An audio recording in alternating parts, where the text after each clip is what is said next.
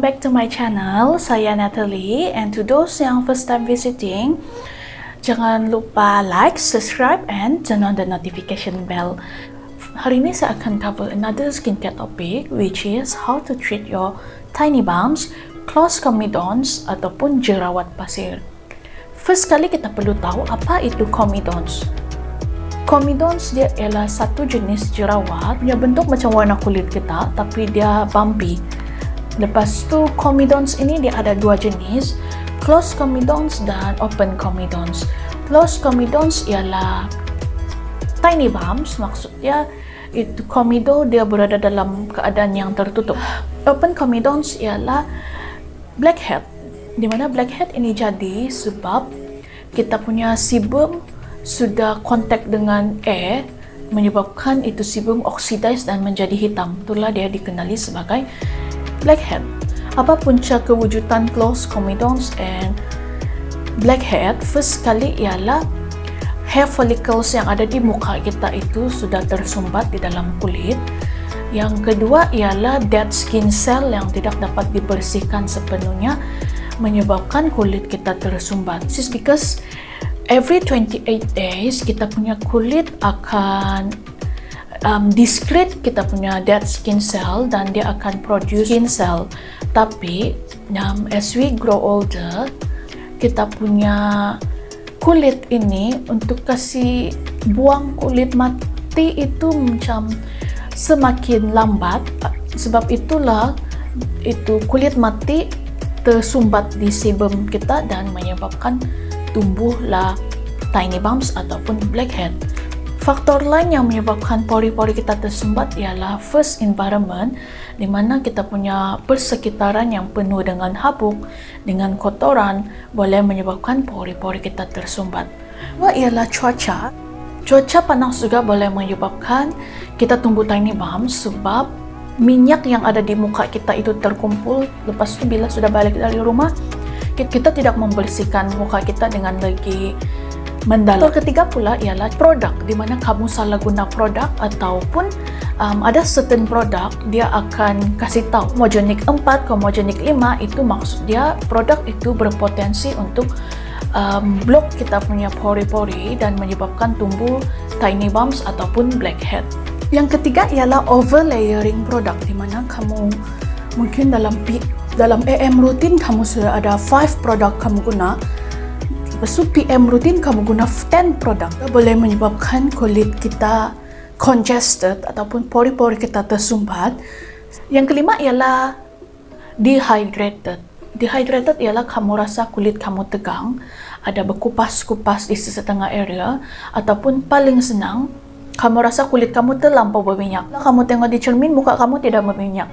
Itu salah satu tanda kulit kamu dehydrated. Jadi, bila kulit kamu dehydrated, di sanalah akan tumbuh tiny bumps, blackhead. Jadi, apa kamu perlu buat is fix kamu punya dehydrated. Yang terakhir ialah kamu tidak pernah exfoliate. Mungkin kamu sudah hidup di dunia 20 tahun, 30 tahun, tapi kamu tidak pernah scrub muka pun. Itu juga faktor kenapa ada tumbuh tiny bumps. Sebab itu dead skin cell sudah berkumpul di muka kita. Kita memang boleh membuang semua kotoran yang ada di muka sebab dia ialah organ. Tapi as we grow older, kita punya kulit, proses dia untuk kasih exfoliate itu semakin lambat. Apa yang perlu kita buat? Kita guna tools, contoh scrub ataupun exfoliator, sama ada BHA, beta hydroxy acid, ataupun AHA, alpha hydroxy acid, untuk bantu lagi kulit kita mempercepatkan proses membersihkan muka. Kalau kamu tidak pernah exfoliate selama ini, pergilah kamu cari scrub di Watson, tapi jangan yang ada apricot ataupun sugar, sebab dia sangat kasar dan boleh micro tears ataupun luka-luka halus di muka kita, di mana kalau dalam jangka masa yang lama boleh menyebabkan kulit kita rosak kalau kamu guna scrub. Sebab scrub tu kalau kita guna, kamu akan gosokkan, jadi itu akan menyebabkan kulit kamu rosak. Apa perlu kamu buat? Kamu look for gentle exfoliator ataupun gentle scrub. How to treat tiny bumps? First kali, yang paling penting ialah double cleansing. Saya selalu, kan hampir semua topik saya cover mesti ada double cleansing. Sebab dia paling Sebab dia ialah satu rutin yang for me memang game changing. Double cleansing, tak kira lah kamu guna oil cleanser kah, kamu guna balm, kamu guna milk, kamu guna apa-apa jenis saja, yang penting kamu buat double cleansing. Yang kedua ialah exfoliate. Kamu perlu exfoliate sekurang-kurangnya sekali seminggu ataupun 2 kali seminggu. Kalau kamu guna acid, ada setengah acid yang kamu boleh guna hari-hari, tapi itu depends sama kamu punya jenis kulit juga. Kalau kulit kamu memang yang jenis kebalan, kamu boleh guna hari-hari. Dan kalau kamu mau start guna acid, start dengan lowest percentage, means kamu guna, mungkin kamu boleh guna mandelic acid 5%, kamu boleh guna lactic acid 5%, baru slowly kamu up pergi glycolic acid atau lactic acid 10% begitu. Dan bila kamu mau guna acid exfoliator, kamu boleh start slowly, mungkin first week kamu guna sekali. Kalau tidak bad reaction, kamu pergi next week, kamu guna twice a week begitu. Jangan terus guna hari-hari, sebab kalau kamu guna hari-hari, nanti kulit kamu pejing. Nanti kamu tidak dapat kasih beza lagi macam mana itu pejing, macam mana itu breakout, dan macam mana mood itu pejing. So kalau kamu mau guna exfoliator untuk beginners, adalah disyorkan untuk kamu guna scrub, dan baru slowly kamu guna acid. Yang ketiga ialah guna clay mask. Clay mask ini membantu untuk absorb excess sebum yang ada di muka kita. Tapi kalau kita dry skin, clay mask ini sudah sedia drying. Apa kita perlu buat ialah kita just buat spot treatment. Contohnya mungkin kalau kamu ada tiny bumps di area pipi, tapi di dahi dada, jadi kamu just fokus tempat yang ada tiny bumps saja untuk mengelakkan kulit kita daripada drying. Dan kalau kamu dry skin tapi kamu tumbuh tiny bump, tak payahlah kamu guna clay mask. Apa yang kamu perlu buat, just focus on hydration. Kamu top up saja hydration by using any product yang memberi hydrating kepada kulit kita. Yang kelima ialah minimize your routine. Jadi untuk pagi mungkin kamu cuma boleh guna 2 to 3 step, sebab pagi apa yang penting ialah protection, dan malam mungkin baru kamu fokus on extensive routine. Tapi kalau kamu ada tiny bumps, cuba kasih minimize dulu, kamu drop dulu 7 layer toner kamu, 3 layer toner ataupun 3 layer serum kamu drop dulu. Just buat very simple routine, sebab kadang-kadang kita tumbuh tiny bumps ini pun disebabkan oleh over layering. Perlu pun begitu banyak layering, tapi kita top up.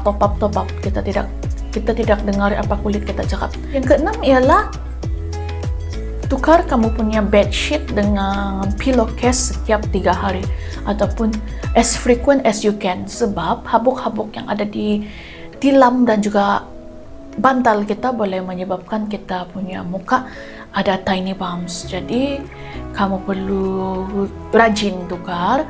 Selain itu, saya punya tips untuk kasih elak dari muka saya ada tiny bumps is, instead of guna tuala untuk lap muka, apa saya buat ialah saya just air dry muka. Kalau bukan saya air dry, saya dab muka saya sampai dia lembab, dan baru saya proceed dengan saya punya next routine. Lepas itu yang ketujuh ialah kenal pasti ingredient yang ada dalam produk kamu.